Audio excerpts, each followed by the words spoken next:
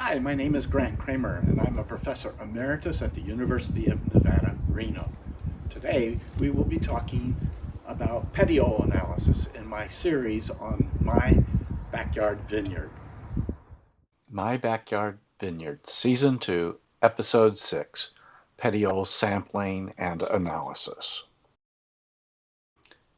As I said in an earlier video on grape plant nutrition, petiole analysis or petiole plant analysis is a more accurate method of determining the plant's mineral nutrition.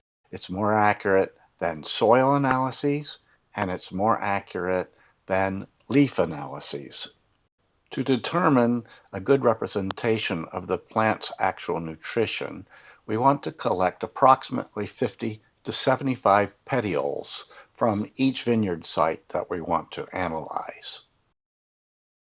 Let's review our leaf anatomy for a moment. The leaf is made up of two parts, a blade and a petiole, and we want to remove the leaf from the plant and then cut off the petiole for analysis. For the most accurate estimates of the plant's nutrition, samples should be collected from leaves opposite the flowering cluster at the bloom stage.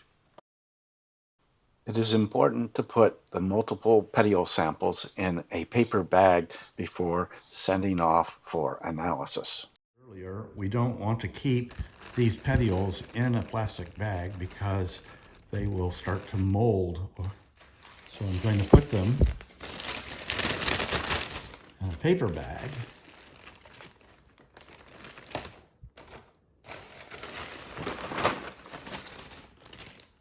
And label that paper bag so that I don't get it mixed up.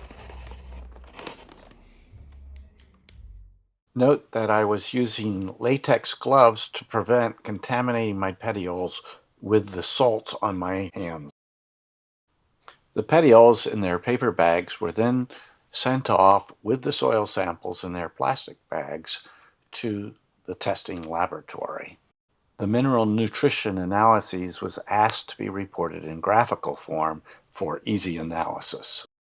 As you may recall from the previous video where we presented the results from the soil analysis, the soils were low in nitrogen, potassium, and micronutrients, particularly zinc, manganese, copper, and boron. These soil analyses were collected before I treated the soils with potassium fertilizer, and the petiole analysis were collected after the potassium treatment. So let's take some time to look at these petiole analyses and the individual mineral nutrients that were identified in the plant. First of all, it did confirm that we did have low nitrogen in the plant, similar to the soils.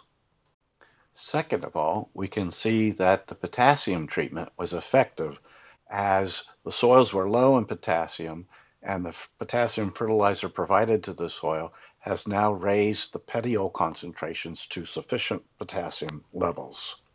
Finally, let's look at the micronutrient concentrations, as this is the most interesting part of the analyses.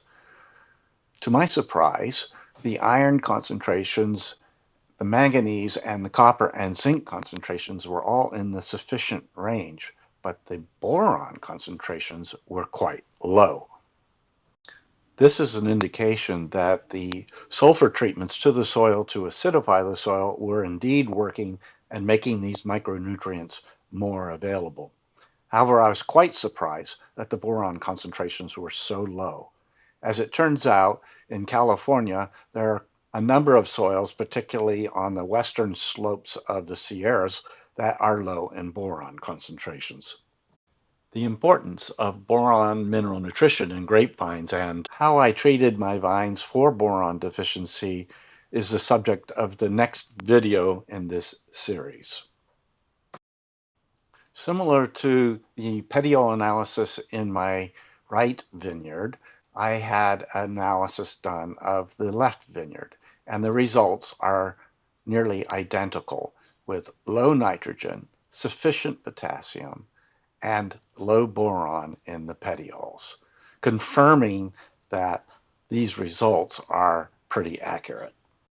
These plant mineral nutrition analyses show the importance of doing petiole analysis along with soil analysis to really understand the nutrition of your vines.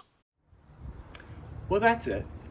I hope you liked this video. If you enjoyed this video, then subscribe to my YouTube channel and see more videos like this one on viticulture and enology. That's winemaking. Have a great day.